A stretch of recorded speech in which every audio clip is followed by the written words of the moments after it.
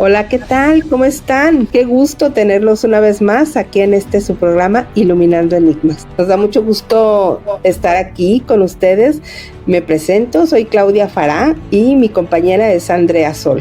Esta vez tenemos un tema muy interesante, muy enigmático como siempre, que se llama De Ciudad Maldita a Ciudad Bendita. Esa ciudad, ese pueblo enigmático del que les estamos hablando ahorita es Almolonga, en Guatemala. Le dicen el pueblo salvado por Dios, Jardín de las Américas. ¿Cómo estás, Andy? Qué gusto saludarte. Si quieres hablarnos un poquito de lo que es Almolonga. Muchas gracias, Claudia. Bueno, hoy tenemos la dicha de investigar y descubrir el por qué una ciudad que fue una ciudad maldita. Hace 30 años atrás esta ciudad estaba sumada en la pobreza, tenía cultivos muy pequeños. Además de esto, esta ciudad está repleta de brujerías. Fuera de eso, estaba llena de adicciones, especialmente de alcoholismo. Además de eso, las cárceles estaban tan llenas debido a la gran cantidad de delincuencia que había en la ciudad, que no daban abasto y tenían que llevar a los prisioneros para cárceles de pueblos vecinos. Sin embargo, actualmente el panorama es otro. Actualmente esas cárceles están cerradas, porque hay cero delincuencia.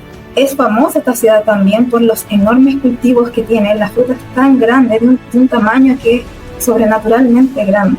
Ya no hay adicciones en la ciudad. Es una ciudad sumamente próspera actualmente, una de las ciudades más prósperas del mundo.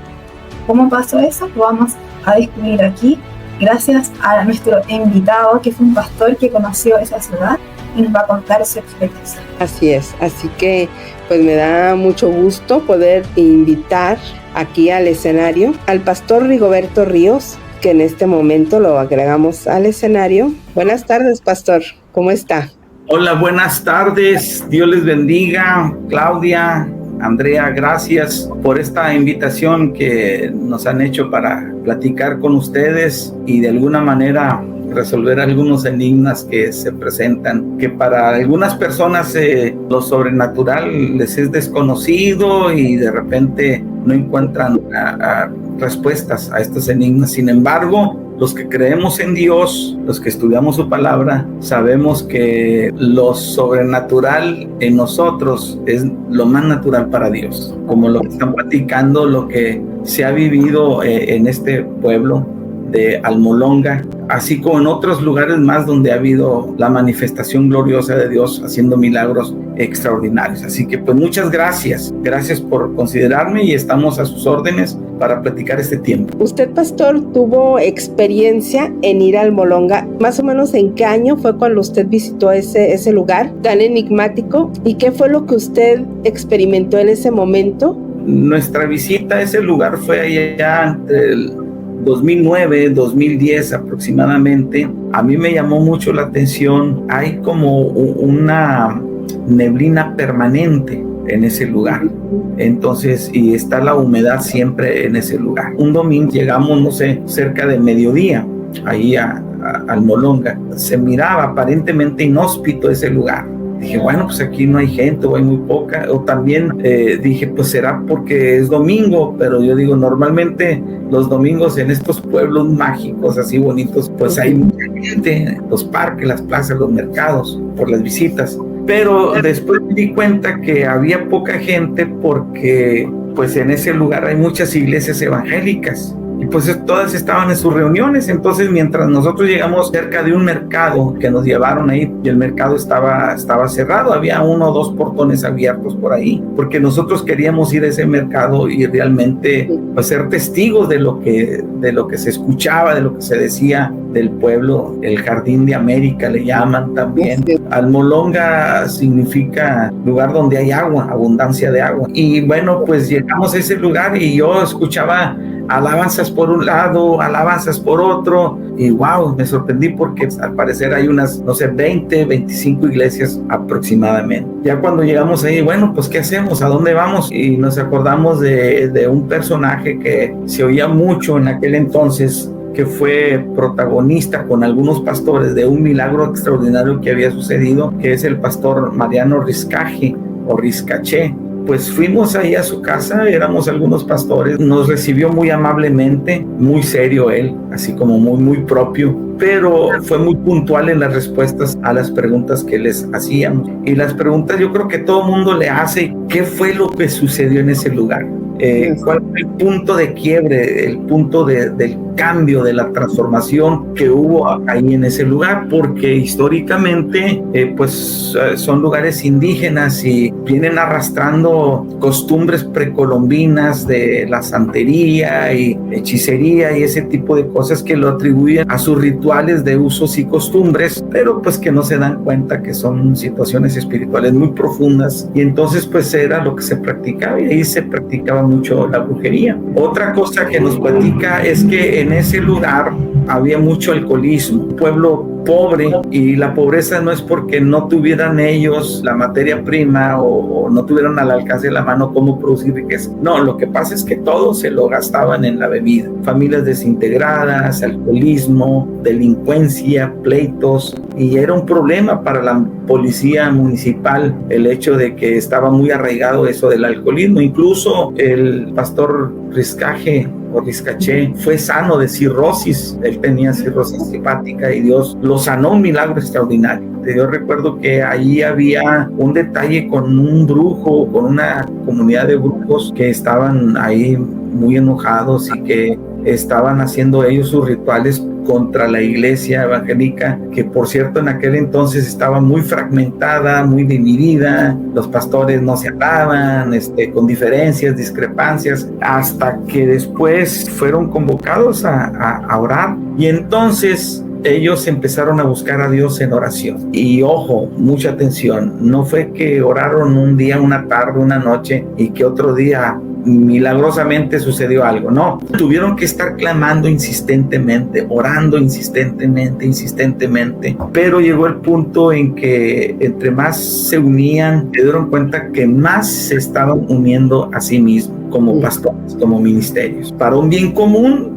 Lo que es natural es que ellos empiezan a limar asperezas, a pedirse perdón, a tener acuerdos, etcétera, y es ahí donde Dios empieza a operar. Viniendo a eso que usted dice, que empezaron a orar, también estuvieron ayunando, ¿verdad? Era ayuno y oración, sí. Y se iban al cerro, se llama El Quemado o Quemado, algo así, donde se reunían, y no sé si usted nos podría explicarnos por qué es tan importante el ayuno y la oración para sacar fuera entidades como la que había ahí en ese lugar, en Albolonga, que era una entidad, un dios de paja que habían hecho, y le llevaban ofrenda y le llevaban comida y le llevaban de todo, y los tenía ellos en lo que es la miseria, en la pobreza espiritual y pobreza de todo tipo. ¿Por qué es tan importante el ayuno y la oración, pues, para sacar ese tipo de entidades? Pues mire, es importante porque uno debe prepararse espiritualmente siempre, ¿verdad?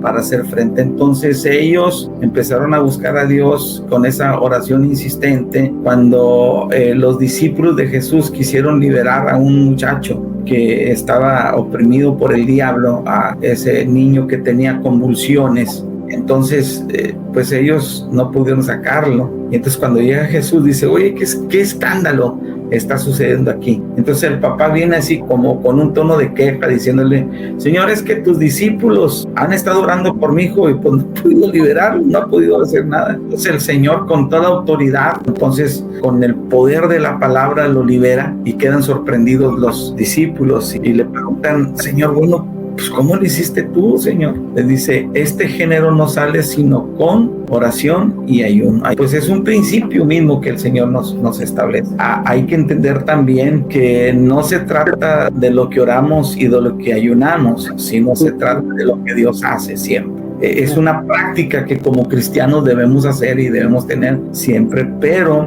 por sobre todas las cosas está el nombre de Jesús. Es importante, y lo que estaban haciendo estos pastores ahí en Albolonga fue precisamente esto: descubrir el poder de la oración unida, el poder del acuerdo, descubrir el poder de ayunar y estar juntos en una misma causa, porque el Señor así lo dijo: si dos o más aquí en la tierra se ponen de acuerdo sobre cualquier cosa que pidan, mi Padre que está en el cielo los va a escuchar. Eso que dijo el pastor del poder del acuerdo es muy importante. No es lo mismo orar solo que acompañado. El acuerdo es mucho más poderoso. Por esto, si alguien que no está viendo necesita liberación, es importante que busque un grupo de cristianos, algún pastor que le ayude con esa liberación y lo apoye. Hay que saber que el aislamiento de repente no nos hace mucho bien. No existen los Arnold Schwarzenegger o los Rambos cristianos que solitos matan 20 soldados, 40, 50, nunca se les acaban las balas. No existe eso. Necesitamos el cuerpo de Cristo. Por eso es muy importante la oración compartida. Es muy importante también el hecho de que no dejemos de reunirnos como algunos tienen por costumbre. La vida en comunidad es muy importante porque nos cubrimos las espaldas, nos protegemos unos a otros. Y ustedes saben esa ilustración que hemos escuchado siempre, que cuando está la brasita junta, los carboncitos juntos, ahí está latente el fuego, ¿verdad? Pero si usted saca un carboncito y lo aísla, ¿qué pasa con ese carboncito? Que con el primer ventarrón se apaga. Para encenderlo no basta más que regresarlo nuevamente al brasero. Así nos pasa también a nosotros. Por eso es importante la oración unida, que estemos juntos todos. Pastor, ¿cómo una persona se puede dar cuenta en su vida diaria que está bajo un ataque de brujería?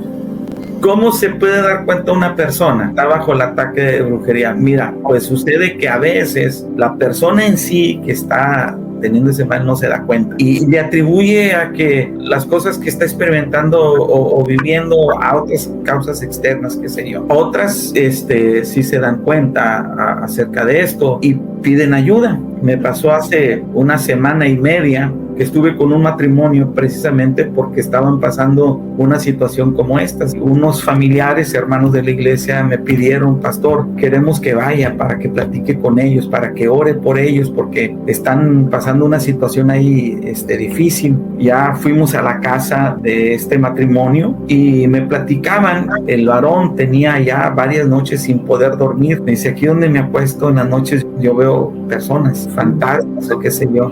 Veo un hombre que pasa y aunque yo me tapo lo veo. La primera pregunta que le hice yo: oye, ¿no consumes drogas? Dice: no. Y me dice la señora: sí, yo también he visto una figura en la cocina y curiosamente nada más va de un punto a otro. Dice: hace unos días nos asustamos porque estamos aquí en la recámara y volteamos hacia la cocina y vimos una pata de cabra o de chiva como que iba hacia una dirección. Dice: y nos quedamos viendo los dos porque, dice ella, yo pensé que eran cosas que yo me estaba figurando. Y oye, y le dice: ¿tú también lo viste? ¿Qué viste? Como una pata de una cabra como que iban hacia una dirección. Me platicaron, la mamá había muerto en un cuarto del fondo muy oscuro. Y les digo, ellos sabían que había una situación espiritual difícil, pero ellos no sabían realmente cuál era la causa. A veces las personas se dan cuenta que están viviendo una experiencia, pero a veces no se dan cuenta de la raíz de esto. Ya platicándole, yo les decía: ustedes no han tenido,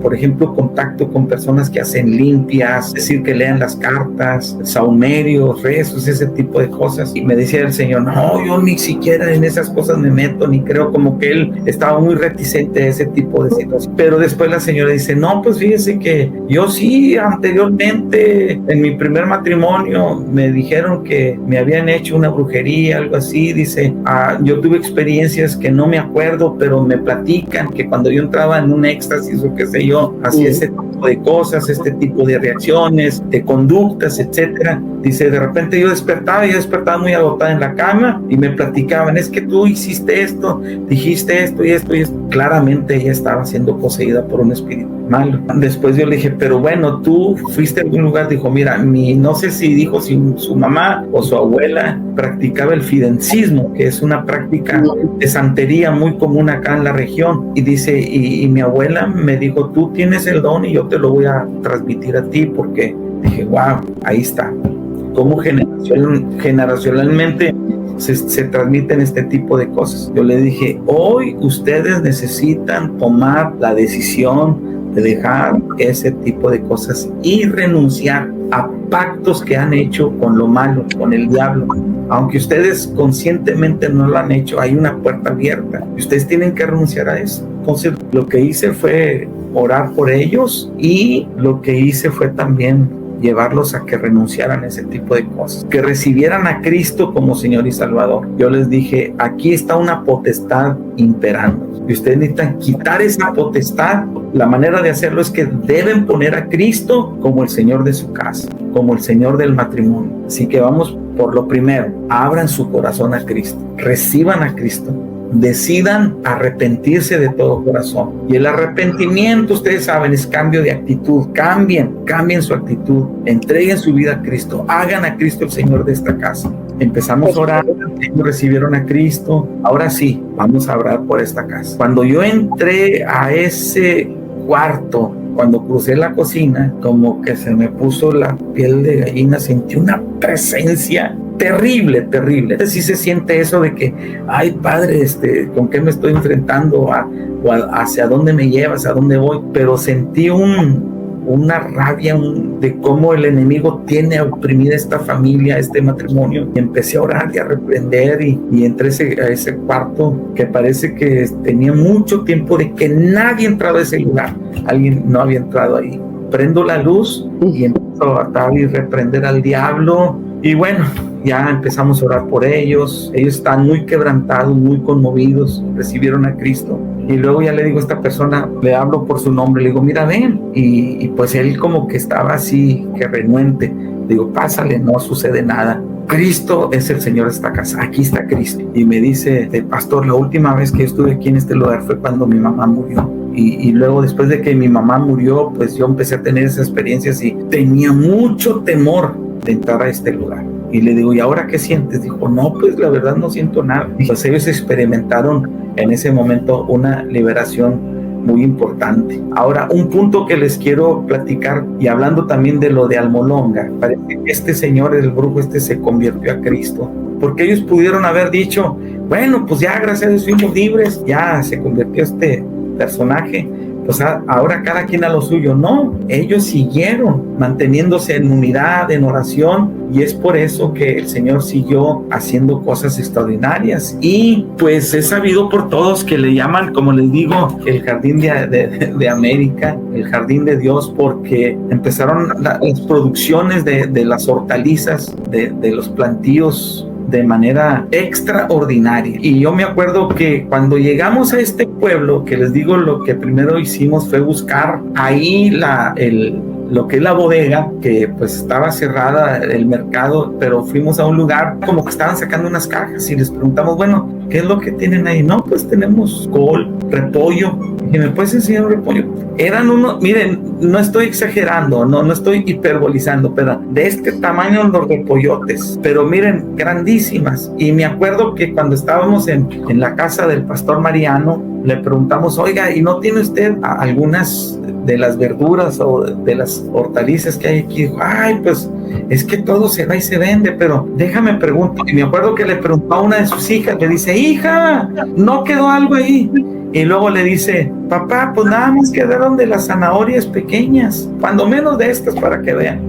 Uy, me tomé foto de unas de esas zanahorias. Bueno, tengo el brazo, el antebrazo chiquito, pero mire, me puse una zanahoria de aquí a acá, así de ese tamaño. Estábamos, pero ¿cómo está sucediendo esto? Y dice, bueno, es que Dios ha estado obrando aquí. Dice, han venido científicos, ingenieros, agricultores a estudiar la tierra, a estudiar qué es lo que está pasando aquí. Y dicen, ellos ven que no es nada extraordinario, o sea, los nutrientes que tienen aquí la tierra de este lugar, pues son los nutrientes comunes que puede tener cualquier terreno fértil, no hay nada de extraordinario. Dice, pero algo que ha pasado en este lugar es que la tierra siempre está húmeda. Y dice, y eso lo atribuimos al milagro de Dios. Pero les digo, ellos siguieron orando al Señor, empezó Dios a orar en cada familia. Las cárceles, no sé si eran 3 o 4, se cerraron. Una de ellas es un museo. ¿Y por qué se cerraron? Porque ya no hay delincuencia, ya no hay borrachitos que tengan que estar atrapando, qué sé yo. Hoy por hoy la gente está ahí en Cristo, es un alto porcentaje. La verdad no sé si sea el 100%, pero pues imagínese, el que no sea cristiano y vive en una ciudad así. 98% de la población es cristiana. Imagínese qué martirio para el 2%.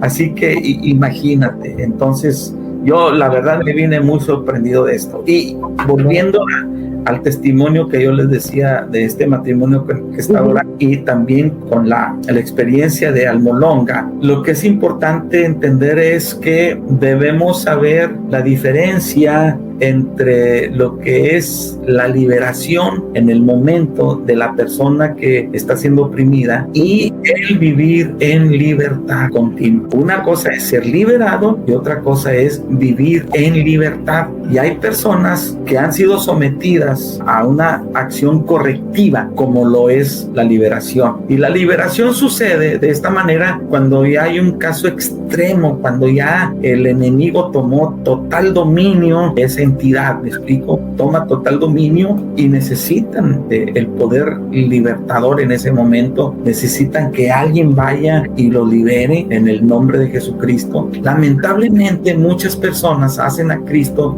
como su Salvador por el beneficio de la vida eterna, pero no lo quieren hacer su Señor, porque hacerlo Señor implica que tienen que ceder muchas cosas que a veces están ocultas y no las quieren soltar.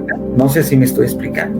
Como dice usted, pastor, es pagar un precio por hacerlo Señor, como en Almolonga. Ellos pagaron el precio de ayunar, de orar, de decidir salirse de las malas costumbres que tenían, como el emborracharse, el ir a la violencia, había mucha violencia, y de esta manera pagaron el precio, estuvieron constantes, y ahí es cuando dice usted, aprendieron ellos a vivir en la libertad, y por consecuencia llegó la bendición a sus vidas, al pueblo. Así es. Todas las familias, porque dice que todas las familias incluso tienen tienen su transporte propio. O sea que antes tenían muy poca producción y apenas alcanzaban para medio vivir, pero Dios los empezó a bendecir tanto que empezaron a producir, y como ya no tienen vicios y como ya trabaja la familia, están todos unidos, entonces ya tuvieron capacidad de tener sus propios camioncitos, sus propios tráileres, y empezaron ellos, como ya son personas honestas, personas confiables, pues tienen mayor facilidad para hacer negocio y tener sus puntos de venta.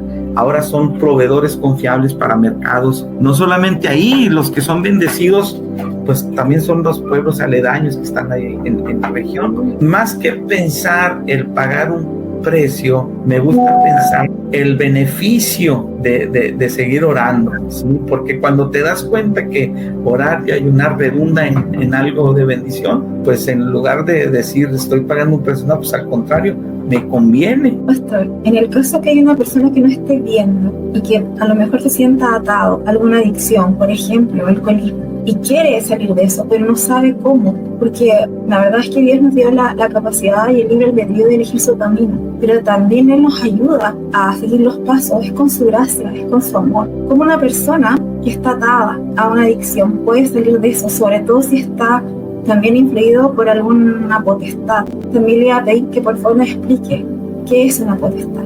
El apóstol Pablo menciona que hay agrupaciones estratégicas, diabólicas, son demonios, son ángeles caídos, ¿verdad? Y ahí en Efesios, estoy buscando aquí en la Biblia, en el capítulo 6, nos habla precisamente el enemigo. Los demonios están estratégicamente agrupados de manera militarizada, y entonces la Biblia habla acerca de potestades, ¿verdad? Dice, porque no tenemos lucha contra carne y sangre, o sea, la lucha no es física, sino contra principados, contra potestades, contra los gobernadores de las tinieblas de este siglo y contra huestes espirituales de maldad en las regiones celestes. Entonces estamos hablando de agrupaciones de demonios jerárquicos, y nosotros entendemos como potestad aquellos demonios que están tomando dominio sobre ciertas regiones. ¿Y cómo nos damos cuenta qué tipo de potestad está operando en esa región? Por el mal que estamos viendo que está polulando en la sociedad a nuestro alrededor. Podríamos poner como ejemplo, en México hay una potestad de idolatría muy arraigada y muy fuerte. En nuestra región hay una potestad muy fuerte del crimen que está comandando el crimen organizado. En otras está la potestad de la hechicería, de la brujería. Hay potestades que incluso son claramente identificables. Por ejemplo, hay una que la mal llamada Santa Muerte, una potestad diabólica, porque es una jerarquía demoníaca que tiene oprimida a cierto sector y que tiene pues un espacio geográfico que está dominando. Es entender que el apóstol Pablo le dijo a Timoteo: pelea la buena batalla de la fe. ¿Sabe qué le está diciendo Pablo a Timoteo en su segunda carta? Cuando le menciona de la buena batalla de la fe, le está diciendo: Timoteo, vas a luchar, pero esta lucha, esta pelea, esta guerra es buena. Buenas peleas siempre se ganan. Con Dios nunca se pierde, con Dios siempre se gana. Y bueno, concluyendo con la idea que les estaba hablando acerca de la diferencia entre liberación y vivir una vida en libertad, les digo que la liberación es el aspecto correctivo, pero luego después viene el aspecto preventivo, el vivir en libertad. De nada sirve que nosotros le practiquemos liberación a una persona, una familia, si no los llevamos a Cristo y ellos no deciden seguir a Cristo, porque el mal va a seguir. ¿Sí me explico?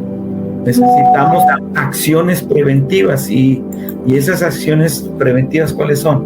Pues que ellos vivan bajo los principios de Dios, el vivir continuamente bajo los principios de Dios, como pasó allá en Almolonga. Dijeron, bueno, ya fuimos liberados de estas potestades, ahora sigamos buscando a Dios.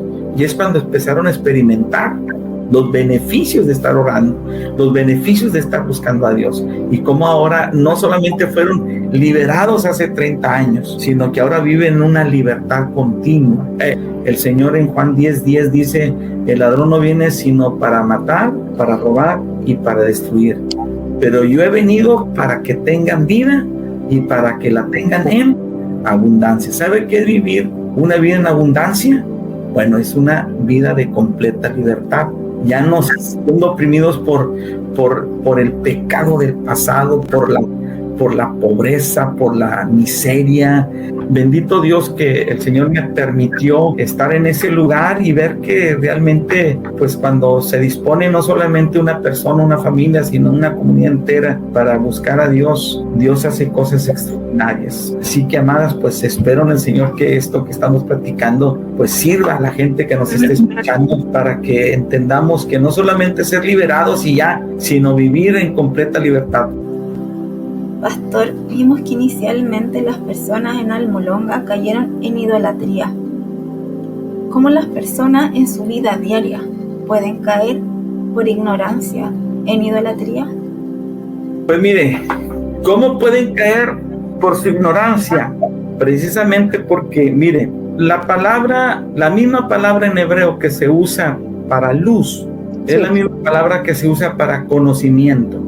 Y la misma palabra que se usa para tinieblas es la misma palabra que se usa para ignorancia.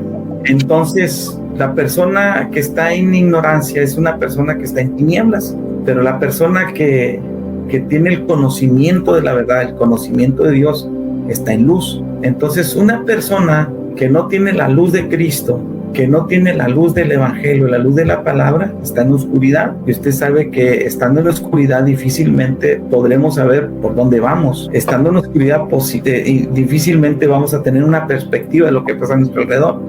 Y por eso las personas en ignorancia toman decisiones equivocadas y erróneas, y muchas de ellas creyendo que están bien o que lo están haciendo bien. El mismo Pablo, cuando estaba él testificando, me parece que es en Gálatas, cuando él dice que él perseguía a los cristianos y los mataba, dice: porque yo creía que de esta manera agradaba a Dios, pensaba que estaba haciendo algo bueno a favor de Dios. Pero luego cuando se aparece Cristo en el camino rumbo a Damasco, nosotros nos damos cuenta que viene la luz del Evangelio, la luz de Cristo. Incluso fue tan fuerte esa luz que quedó ciego, ¿se acuerdan? Cuando cayó al suelo, lo primero que dice: Señor, ¿qué quieres que yo haga? Entonces, el conocimiento de la verdad disipa las tinieblas. Satanás es el príncipe de las tinieblas, por eso él reina entre los ignorantes. La luz y las tinieblas no concuerdan. Por eso los hijos de Dios y los hijos de las tinieblas no concuerdan. ¿Por qué es fácil que caigan en ese tipo de cosas? Por la ignorancia, precisamente, porque no conocen, creen que están haciendo bien, no saben que lo que están practicando va en contra de Dios, pero bendito sea el Señor que cuando viene y les resplandece el Evangelio, pues ellos empiezan a ver la verdad y es cuando empiezan a experimentar la libertad. Nosotros tenemos la oportunidad de irradiar, de reflejar la luz de Cristo en medio de tanta ignorancia, de tanta oscuridad, y disipar las tinieblas. La ignorancia los está llevando a cometer ese tipo de atrocidades, no solamente en el ámbito espiritual, sino en el ámbito moral. Hoy por hoy, imagínense, se está legislando a favor de leyes que van en contra de los principios morales más elementales, que van en contra de la institución de la familia, que van en contra de los preceptos de Dios, porque están en ignorancia. Esto es que mientras que hay oscuridad en las naciones, simultáneamente nosotros está resplandeciendo la luz de Cristo, la gloria de Jehová sobre nuestras vidas. Y por eso es que la gente en ignorancia comete este tipo de decisiones que después les lleva a su propia destrucción. Pero para eso estamos nosotros. Debemos levantarnos y debemos resplandecer, porque las naciones necesitan la luz de Cristo a través de nosotros, que somos luminares en el mundo y resplandezcamos en medio de una generación maligna y perversa. También es importante recordar que idolatría no es solo lo que hicieron en Almolonga de poner un objeto, un muñeco y adorarlo. Idolatría es poner cualquier persona, cosa o situación por sobre Dios, que es todopoderoso. Por ejemplo, si tenemos un problema y ese problema lo magnificamos a un nivel de que creemos que es más grande que Dios, nos estamos olvidando que Dios es todopoderoso y los fuente de todo bien, y estamos cayendo igualmente en idolatría al poner ese problema por sobre Dios. Así que por eso, pastor, le queríamos pedir también que si nos puede dar ejemplos de situaciones comunes en donde podemos caer en idolatría de formas que no son las típicas, como por ejemplo en Almolonga, que idolatran un muñeco, sino idolatría en el cotidiano que podemos todos caer al poner cualquier situación por sobre Dios. Sí, idolatría simple y sencillamente es todo lo que desplaza a Dios a segundo término. Eso es idolatría. Y no necesariamente tener ahí un monito en un nicho y prenderle una... No. Todo lo que desplaza a Dios en segundo lugar es idolatría. Y hay que tener cuidado en ese sentido, porque incluso el ministerio, la obra de Dios, se puede convertir en idolatría cuando desplazamos a Dios. ¿De qué manera? Que nos dedicamos tanto a la obra del Señor, nos olvidamos del Señor de la obra. Eso puede ser idolatría. Y como decías, Andrea, lo dices bien, puede ser el trabajo, puede ser la familia, puede ser incluso hasta la enfermedad. Alguien se apropia de la enfermedad y dice, ay, es que mi hernia o mi diabetes o mi, qué sé yo, mi pancreatitis, y lo abrazan y lo idolatran tanto. Y precisamente la idolatría lo que hace es magnificar más la situación que tenemos enfrente y hacer menos a Dios. Por eso ahí en el Salmo 34 David decía, exaltemos aún a su nombre, dice, engrandecer a Jehová conmigo y exaltemos aún en su nombre. ¿Por qué dice David engrandecer a Jehová? ¿Porque está chiquito? No. Lo que pasa es que tenemos el problema tan enfrente que desplazamos a Dios y lo hacemos muy chiquito. Entonces, cuando nosotros hacemos a un lado esa situación, empezamos a ver a Dios en su verdadera dimensión. ¿Me explico? Entonces, a veces el dinero, las posesiones, todo ese tipo de cosas se convierten en ídolos cuando les damos mayor importancia, cuando se vuelven en cosas preponderantes para nosotros y hacemos a un lado al Señor. Ahí el mismo Señor Jesús habló acerca de el Dios Mamón, ¿se acuerdan? El Dios de las riquezas. Y el mismo Señor Jesús dijo, es que tú no puedes servir a dos señores, porque vas a preferir uno y vas a quedar mal con el otro. Así que tú no puedes servir a Dios y a las riquezas. Entonces, si usted se da cuenta, a la riqueza lo está poniendo a nivel de Señor. No sé si me explico. Sí. Y muchas veces creemos que el diablo es digno rival de Dios. Y no, el diablo es una chichincle, es creación de Dios, ya está vencido. Entonces lo que el diablo hace es hacerle creer a las personas que él es el enemigo de Dios. No, para nada, absolutamente. El diablo es un perro faldero al servicio de Dios. No sé si me estoy explicando. Que la gente está en ignorancia, el diablo se aprovecha de esa ignorancia y les hace decir, no, es que yo los tengo dominados.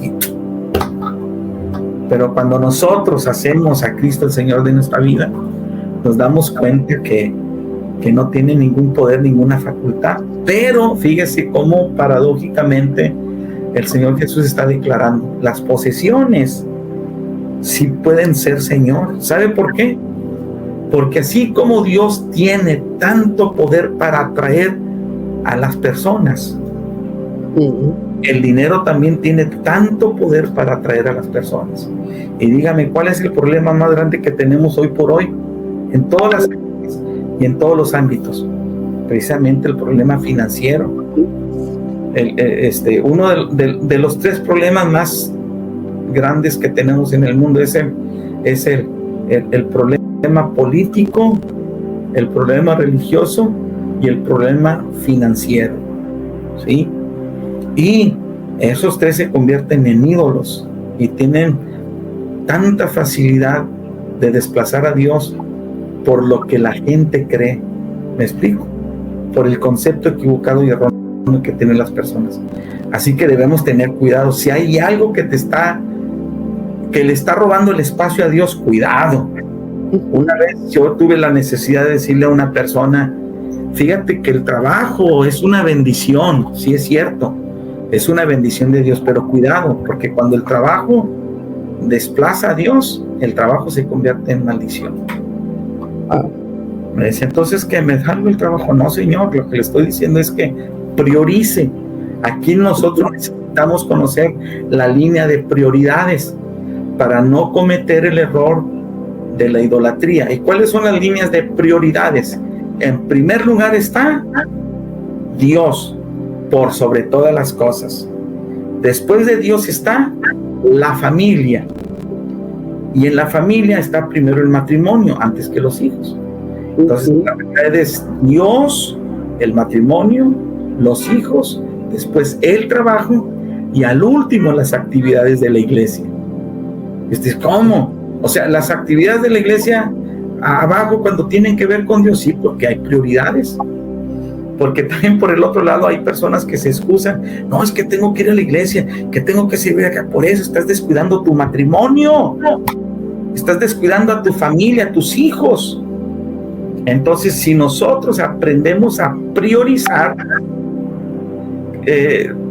podemos tener la bendición de cometer menos el error de desplazar a Dios en segundo término.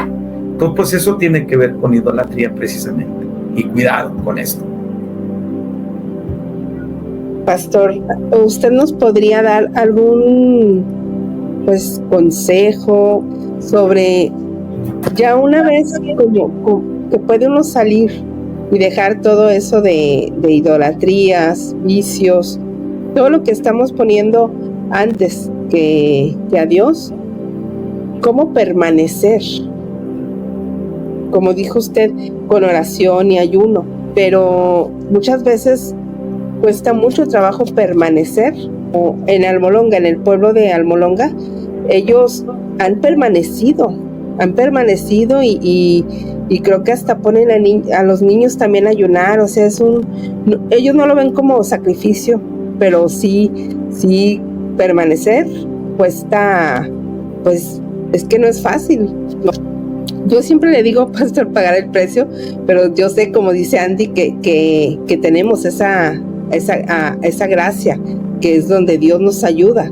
No es pagar así, no es un sacrificio, pero sí la carne te pide hacer cosas antiguas, cosas que hacías antes. ¿Cómo podemos permanecer en la libertad? Y también, pastor, quería pedirle, por favor, si puede definirnos lo que significa la palabra gracia. La palabra gracia. Ajá. Sí.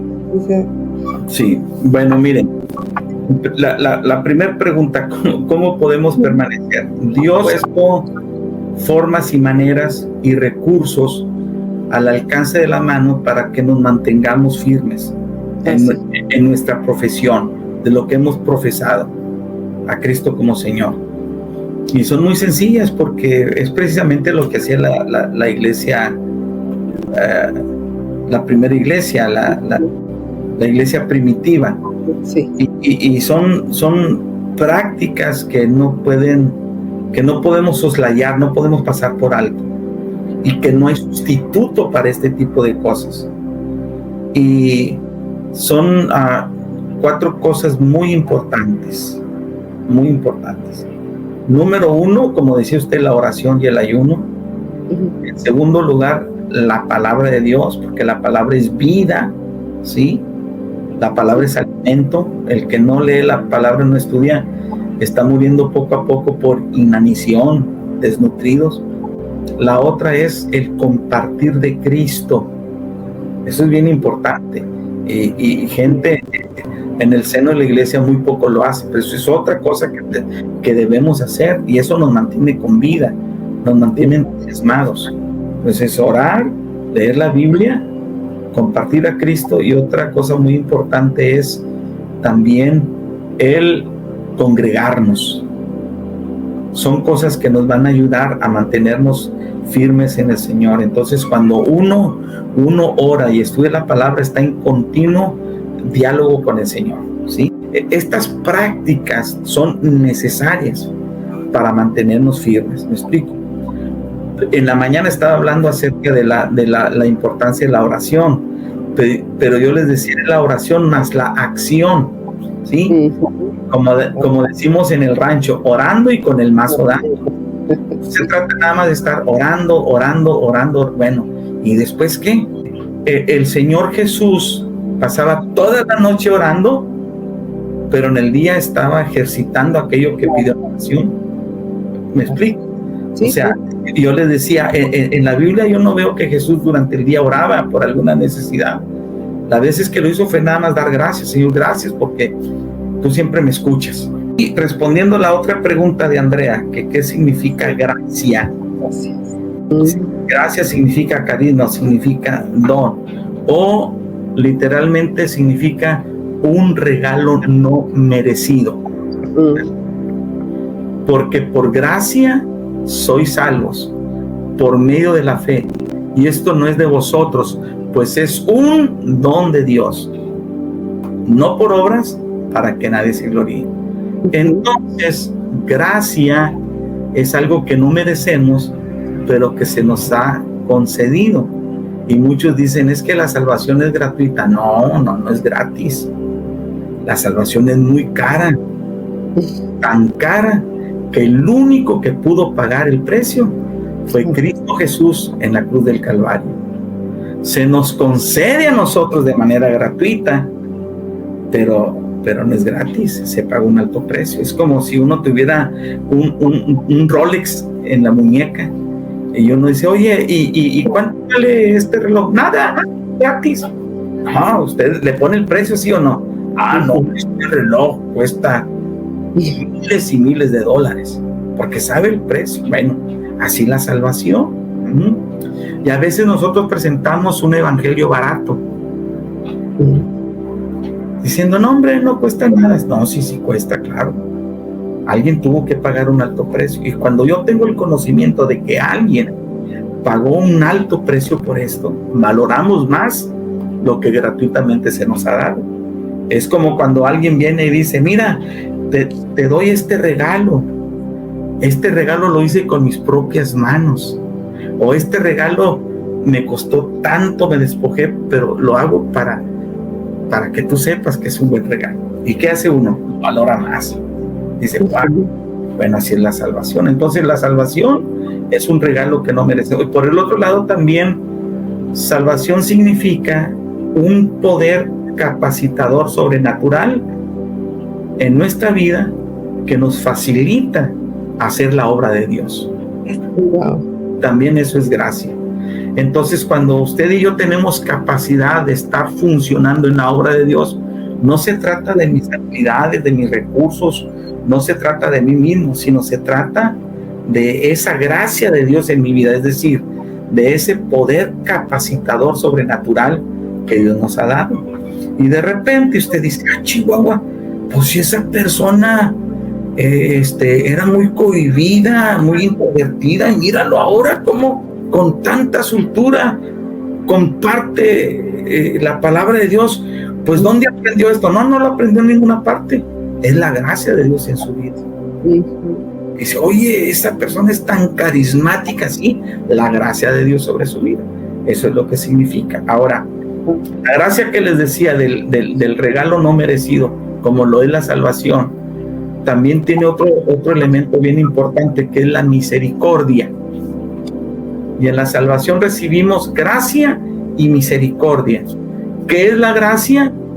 Que se nos da aquello que no merecemos. Pero ¿qué es la misericordia? La misericordia es que no se nos da lo que sí merecemos. ¿Entendemos? O sea, por nuestra condición pecaminosa merecemos la muerte, merecemos el castigo eterno, pero por la misericordia de Jehová no hemos sido consumidos, porque nunca decayeron sus misericordias, nuevas cada mañana. Amén. Ahí está, gracia y misericordia. Gracia, recibo lo que no merezco. Misericordia, no recibo lo que merezco. Y ahí está el poder de la obra redentora de Cristo Jesús en la cruz del Calvario. Y esto pues nos hace vivir en esa completa libertad. Sí. Amén. Pastor, como una persona normal, como todos nosotros, que está viendo este programa y que se entera de todo esto que pasa en Almolonga, cómo ellos pudieron experimentar estas bendiciones sobrenaturales, esta abundancia sobrenatural, puede también experimentar en su vida diaria esta misma abundancia, como las personas comunes y corrientes en nuestro cotidiano podemos experimentar esta abundancia y estas bendiciones sobrenaturales en nuestras vidas. Bueno, en primer lugar, debemos entender que Dios no tiene favoritos, ¿sí? Y en los hijos de Dios no hay quienes son más especiales, que todos somos hijos de Dios. Y como tal, todos tenemos la misma oportunidad de experimentar esa gracia de Dios, como lo experimentaron los hermanos en Almolonga. Nosotros tenemos la misma oportunidad de hacerlo. Simplemente que tenemos que hacer lo que debemos hacer, como ellos. Claudia hace unos momentos pagaron el precio de orar, de búsqueda, de orar a Dios, de buscarlo de corazón, y ahí empieza Dios a operar. Y lo mismo sucede en nosotros. De repente queremos recibir lo que otro recibe cuando nosotros no hacemos lo que el otro hizo, ¿verdad? Se escuchan frases muy comunes y que tienen mucho de verdad. Por ejemplo, si quieres ver lo que nunca has visto, haz lo que nunca has hecho. Y no puedes tú experimentar cosas diferentes haciendo siempre lo mismo. Otro que dicen, sueña grandes sueños, pero también realiza grandes cosas. Como decía también el hermano Billy Graham, decía, bueno, es que el milagro de Dios o el tener la bendición de Dios es el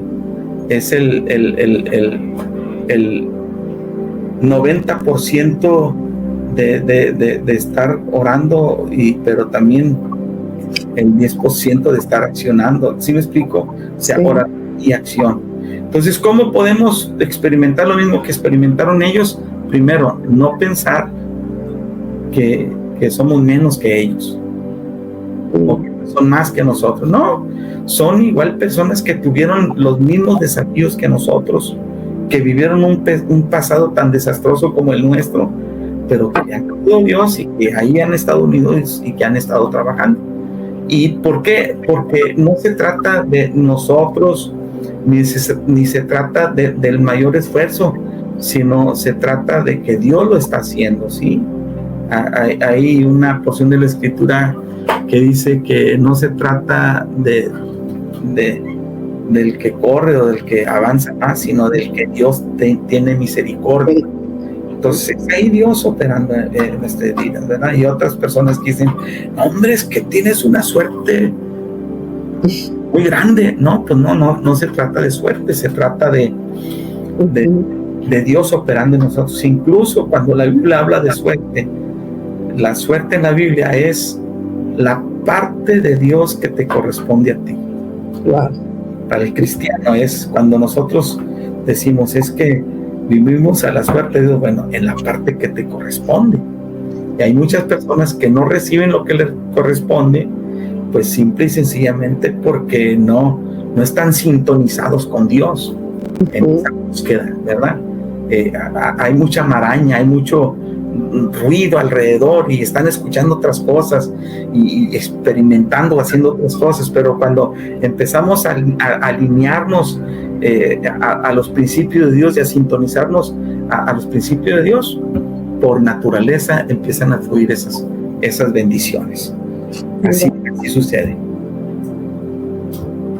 Muchas gracias, pastor, por habernos iluminado en este capítulo que tenemos sobre esa ciudad, ese pueblo de Almolonga. Cómo fue que de ser un pueblo maldito pasó a ser un pueblo bendito. Amén. Pues muchas gracias, Claudia y Andrea. La verdad que pasé un tiempo muy rico platicando con ustedes, y más cuando hablamos acerca de Dios y la palabra, pues la verdad que se nos puede ir el tiempo y no nos damos cuenta. Gracias. Estamos muy agradecidos y deseo con todo mi corazón que esto que hemos compartido juntos bendiga a las personas que nos están escuchando, y las personas que nos están viendo, que nos están escuchando, decirles que ustedes tienen la oportunidad no solamente de recibir liberación en el nombre de Jesucristo, sino también tienen la oportunidad de vivir una vida de total y completa libertad, porque recuerden, si el Hijo los libertare, serán verdaderamente libres, y Él vino para que tengamos vida y para que la vivamos en abundancia.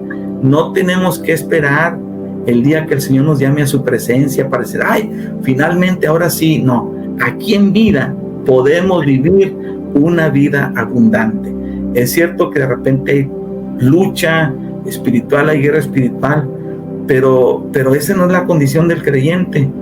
La condición del creyente, del Hijo de Dios, es vivir una continua victoria, ¿me explico? O sea, pasar por esos periodos de lucha, pero disfrutar la victoria en Cristo siempre, y ayudar a otros también a que experimenten el vivir la vida en Cristo. Muchas gracias y que Dios les bendiga. Gracias, pastor, por tan maravilloso mensaje, enseñanza. Aprendimos mucho, y pues también que Dios lo bendiga, y pues ya sabe que este es su programa, pastor. Amén. Muchas gracias. Que Dios les bendiga. Gracias, pastor. Bendiciones. Bendiciones, gracias. Pues aquí el enigma que se iluminó es que cuando entra la luz de Jesucristo, se desvanecen las tinieblas. Y también el otro enigma que se iluminó es la bendición de Dios en nuestras vidas. ¿Cómo podemos ser bendecidos sobrenaturalmente? Al igual que nuestros amigos de Almolonga, donde experimentaron tener y experimentan todavía tener esas frutas tan gigantes, enormes, vivir en paz en una ciudad sin cárceles, sin delincuencia. Nosotros también podemos vivir en paz, felices. También podemos experimentar esa abundancia económica. Y así es la bendición de Dios sobrenatural en cada área de nuestras vidas. Que nos despedimos, Andy, y pues que Dios los bendiga, que Dios los bendiga. Y pues recuerden siempre que siempre hay que estar iluminando, como nos dijo el pastor anteriormente, ser esa luz en las tinieblas, con la ayuda de nuestro Señor Jesucristo y esa luz que viene de Él y que permanece dentro de nosotros. Muchas gracias, Claudia, y muchas gracias a todos los que nos vieron. Que Dios los bendiga. Bendiciones.